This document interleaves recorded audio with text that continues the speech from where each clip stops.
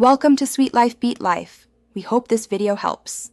In this video, I will explain how to buy USDT on Crypto.com. First, make sure your account is fully set up and verified, which typically takes a few minutes. You will need to have a funding method ready, like a debit card or a bank account linked.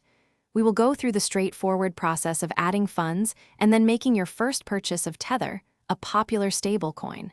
It's a simple process that many users complete daily. To begin, you'll need to fund your Crypto.com account.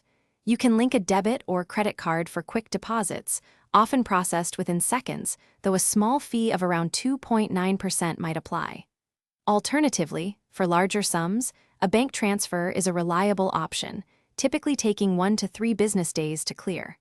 Always confirm you have enough money in your chosen payment method before proceeding. Once your account is funded, buying USDT is straightforward. Open the Crypto.com app and tap the Buy button, usually found on the home screen. From the extensive list of cryptocurrencies, select Tether or USDT.